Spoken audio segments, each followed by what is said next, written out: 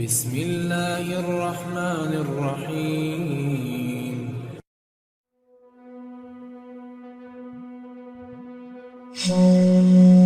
فرعون کی ہلاکت۔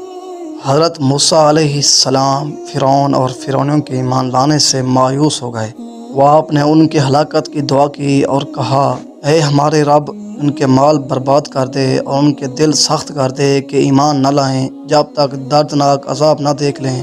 حضرت موسیٰ علیہ السلام کی یہ دعا قبول ہوئی اور خدا نے انہیں حکم دیا کہ وہ بنی اسرائیل کو لے کر راتوں رات شہر سے نکل جائیں۔ چنانچہ موسیٰ علیہ السلام نے اپنی قوم کو نکل چلنے کا حکم سنایا اور بنی اسرائیل کی عورتیں فرعونی عورتوں کے پاس گئیں اور ان سے کہنے لگیں کہ ہمیں ایک میلے میں شریک ہونا ہے، وہاں پہن کر جانے کے لیے ہمیں مستعار طور پر اپنے زیورات دے دو۔ چنانچہ فرعونی عورتوں نے اپنے زیورات ان بنی اسرائیل عورتوں کو دے دیے اور پھر سب بنی اسرائیل عورتیں اور بچوں سمیت موسیٰ علیہ السلام کے ساتھ راتوں رات ہی نکل گئے۔ ان سب مردوں، عورتوں، چھوٹوں بڑوں کی تعداد 6 لاکھ تھی۔ فرعون کو جب اس بات کی خبر پہنچی تو وہ بھی راتوں رات ہی پیچھا کرنے کے لیے تیار ہو گیا اور اپنی ساری قوم کو لے کر بنی اسرائیل کے پیچھے نکل پڑا۔ فرعونیوں کی تعداد بنی اسرائیل کی تعداد سے دوگنی تھی، یعنی کہ وہ 12 لاکھ تھے۔ صبح ہوتے ہی فرعون کے لشکر نے بنی اسرائیل کو پا لیا۔ بنی اسرائیل نے دیکھا کہ پیچھے فرعون مع لشکر کے آ رہا ہے اور آگے بھی دریا آ گیا ہے، تو انہوں نے موسیٰ علیہ السلام سے عرض کیا۔